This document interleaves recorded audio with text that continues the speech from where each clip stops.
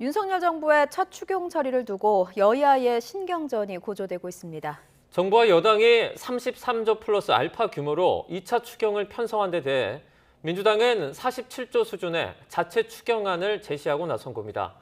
국회 취재기자 연결합니다. 엄윤주 기자. 네, 국회입니다. 어제 당정이 합의한 추경안을 두고 여야의 신경전이 뜨겁다고요?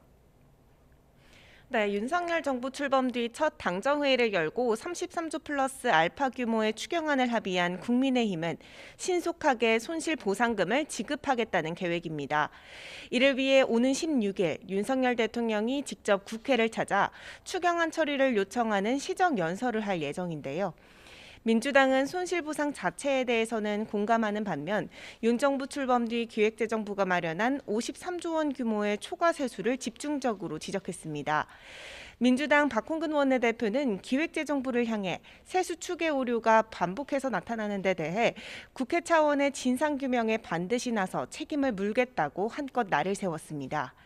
여기에 더해 민주당은 자체적으로 정부 계획보다 규모를 더 늘린 47조 원 수준으로 증액 편성하고 추경 심의 과정에서 소급 적용하라고 역제안했습니다.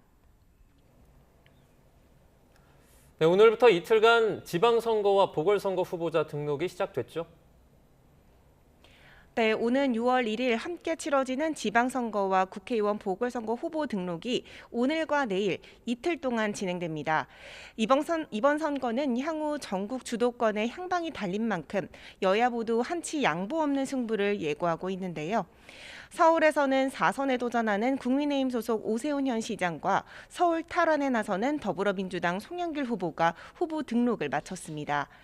두 후보는 서로를 향해 실패한 시장, 또 도망간 시장이라고 비판하면서 자신이야말로 서울시정을 책임질 적임자라고 강조했는데요. 직접 들어보겠습니다.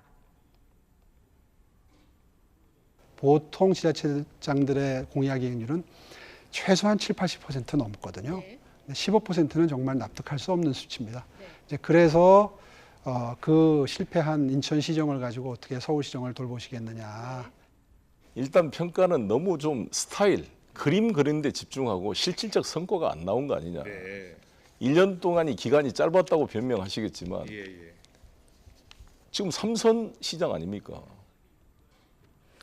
이번 지방선거 최대 격전지로 꼽히는 경기에서는 국민의힘 김은혜 후보와 또 민주당 김동연 후보가, 인천에서는 전 시장이었던 유정복 국민의힘 후보와 현 시장인 박남춘 민주당 후보가 나란히 등록하면서 4년 만에 리턴 매치가 성사됐습니다. 그런데 지방선거를 앞두고 민주당에서 돌발 악재가 터졌군요.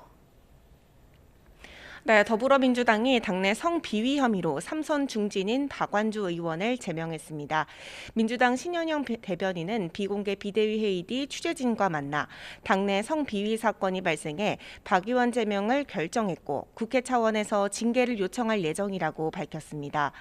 박 의원은 당 정책위의장을 지낸 86세대 운동권 출신 정치인으로 지난 2017년 대선에선 안희정 전 충남지사를 지지했던 옛 안희정계로 분류되는데요.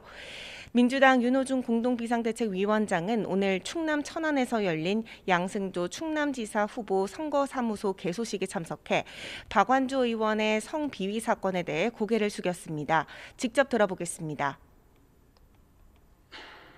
박완주 의원이 불미스러운 일로 당에서 이 제명이 되는 일이 오늘 있었습니다. 참으로 저희 시민 여러분 그리고 도민 여러분께서 기대하셨던 그런 좋은 정치, 좋은 모습을 보여드리지 못한 데 대해서 진심으로 사과드린다는 말씀드립니다. 먼저 사죄의 인사를 받아주시기 바랍니다. 이렇게 지방선거 후보 등록 첫날 이재명 위원장까지 등판시키면서 분위기를 한껏 끌어올리려 했던 민주당 입장에서는 또다시 벌어진 성비위 사건으로 당혹스러운 모습인데요. 여기에 최강욱 의원의 성희롱성 발언, 김원희 의원 보좌관의 성폭행 사건까지 더해져 선거 전체 판세에 영향을 줄까 촉각을 곤두세우고 있습니다. 일단 민주당 지도부가 잠시 뒤 박완주 의원의 성비위 사건에 대한 입장을 밝히기로 했는데 지도부 차원의 통해 공식 사과와 재발 방지를 약속할 것으로 보입니다. 지금까지 국회에서 YTN 어민주입니다.